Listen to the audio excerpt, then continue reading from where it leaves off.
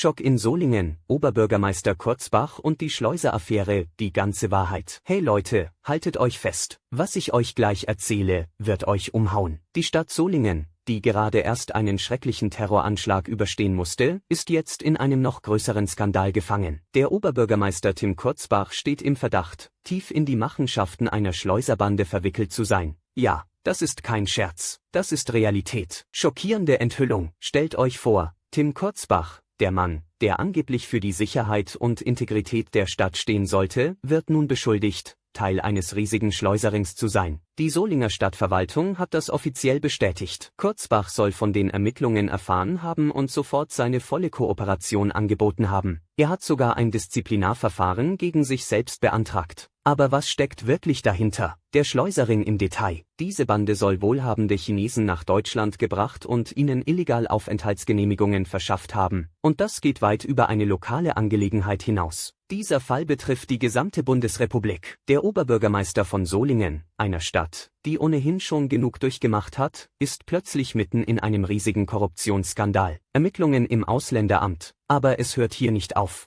Auch Jan Welzel, der Chef der Ausländerbehörde in Solingen, steht unter Verdacht. Die Schleuserbande soll es geschafft haben, reichen Chinesen Aufenthaltsgenehmigungen zu verschaffen, und Welzel könnte dabei eine Rolle gespielt haben. Laut seiner Aussage wusste er von nichts Illegales. Aber in einem Fall wie diesem ist alles möglich. Spenden und Bestechung. Und jetzt kommt der wahre Knaller. Medienberichte deuten darauf hin, dass Parteispenden an die SPD in den Jahren 2019 und 2020 im Spiel waren, ganze 20.000 Euro. Und es wird noch schlimmer. Auch die CDU hat Spenden erhalten. Bei den Ermittlungen sind nun sogar der Dörener Landrat Wolfgang Spelthan und der NRW-Innenminister Herbert Reul in den Fokus geraten. Die Verstrickungen sind so komplex, dass es einem schwindelig wird. Die große Frage, was wusste Kurzbach? Mitte April fand eine groß angelegte Razzia gegen die sogenannte Luxusschleuserbande statt. Im Solinger Ausländeramt und der Wirtschaftsförderung wurden Durchsuchungen durchgeführt. Tim Kurzbach behauptet, von all dem nichts gewusst zu haben. Aber wie glaubwürdig ist diese Aussage, wenn man bedenkt, wie tief die Ermittlungen gehen? Das Problem mit der Transparenz. Was mich am meisten stört, ist die Tatsache, dass die Staatsanwaltschaft nichts dazu sagen will. Persönlichkeitsrechte, heißt es. Doch wie sieht es mit den Rechten der Bürger aus, die erfahren wollen, was hier wirklich passiert? Die Solinger CDU fordert mehr Transparenz und das ist das Mindeste, was wir verlangen sollten. Die Schatten des Terroranschlags. Lass uns nicht vergessen, dass Solingen erst vor kurzem von einem furchtbaren Terroranschlag erschüttert wurde. Am 23. August 2024 wurde die Stadt von einem Messerangreifer getroffen,